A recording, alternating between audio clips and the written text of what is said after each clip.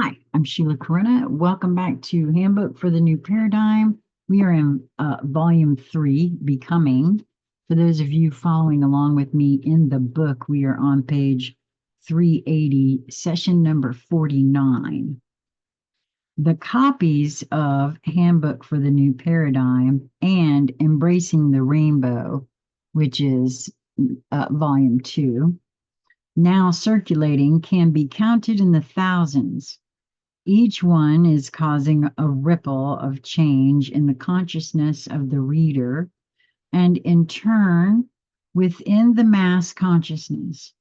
The books are now traveling to many countries so that the change can begin to be worldwide. It is hoped that translations will be made and copies of these circulated. It is necessary that the focus of cooperation in creating a different experience become a global influence. Countries where the population has little or no access to communications other than government propaganda will require intervention of another kind. Trust that this problem is being given very special attention. Also remember the 100th monkey theory. In this case, include a request for special methods of reaching these fellow humans in prayer and meditations. Help can be given for the highest and best good of those segments of humanity when it is requested for them. In reality, it is in support of what they are already asking for themselves. The tighter the oppressive situation, the greater the silent outcry of those experiencing it. Freedom to evolve is innately desired by all from the deepest levels of awareness. What may not be spoken can be thought with great emotion. Though emphasized frequently throughout the messages, the power of thought as the prerequisite for the spoken word is powerful indeed. When thoughts and words are focused by many in agreement with passion and enthusiasm, a momentum is built to manifest the desired intention. Well, I'm being reminded here about those portions of the Bible where it says, where one or more are gathered, right? There's always power in numbers, right? That focused intention. As more contribute added momentum, the ripples become waves. When agreement and cooperation focus a positive desire for the highest and best good possible, there is little that can prevent the manifestation of what is intended. And the very so open-ended like that, there's no way to predict it, so no way to stop it either. What is crucial to understand is that in the process of the creation of the new, the old must cease to exist, for both cannot share the same space, except as one is declining and the new is coming into reality. As this process is being experienced, it is critical that the focus be held firmly in place because it would be easy to interpret the necessary period of chaos and confusion as failure rather than to see it as the beginning stages of success. It is extremely important that all members of the ground crew have a firm understanding of the purpose of the period of chaos. It must happen in order to clear away the old and make space for the new. It also provides added available energies to be siphoned from the chaos and reformatted into the new intended pattern. It will be very challenging to acknowledge the breaking down of personal life patterns when they happen to each one as well as many others, and know it is absolutely necessary in order to manifest a vastly improved way of life. And this is what I was referring to earlier.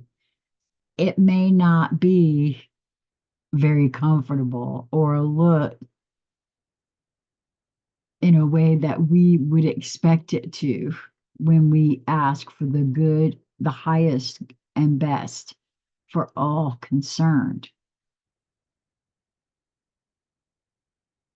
It will be very challenging to acknowledge the breaking down of personal life patterns when they happen to each one, as well as many others, and know it is absolutely necessary in order to manifest a vastly improved way of life. This is the reason that the messages began with admonitions to prepare for change in the best ways possible.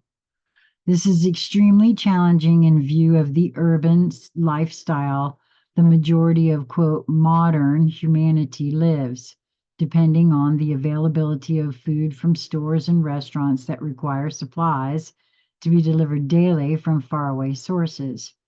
Jobs depend on utilities and lines of communications for few produce actual products that would aid in survival. 50 years ago, in times of stress, most people had family living on farms that could assist in providing basic food necessities for at least a period of time. Even in what is called third world countries, the small farmers have been pushed off their land to make way for, quote, factory farming operations. Humanity has allowed itself to be placed in dire straits indeed, for basic survival needs are controlled and in short supply worldwide.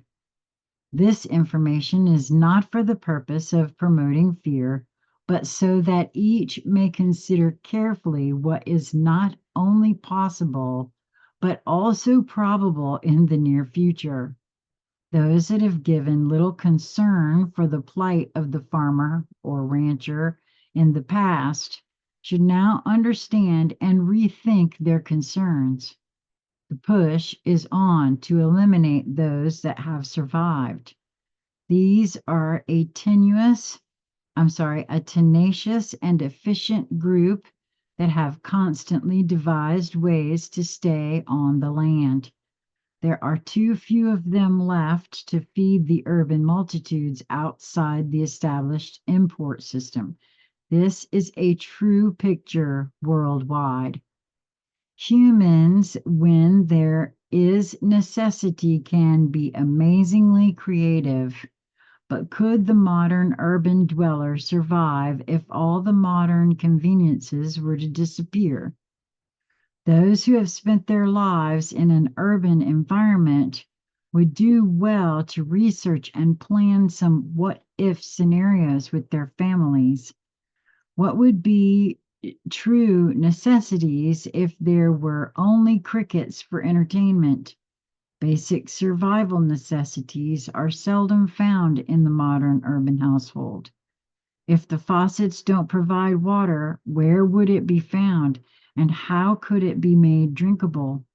It is time to consider this basic issue with logic and planning. The answers will not be found on TV, in videos, or the movies. There are excellent homesteading information sources available, magazines and books. There are military survival handbooks, etc. Some are out of print and difficult, but not impossible to find. It would be wise to consider priorities and perhaps consider different choices with regard to what can be acquired and stored to satisfy possible future requirements. And that's the end of number 49. And I think I might go ahead and do number 50. I have a little bit more time, and we're coming to the end of the book. So thank you for tuning in. This is And maybe not. Now I'm getting a hit now at the moment. No, we're going to wait and do, because I think it's number 50, number 51, and then the epilogue. And I'll just do that tomorrow. And I hope that you will move towards that which brings you joy in each moment that presents itself to you. And until we meet again, be well, my friends.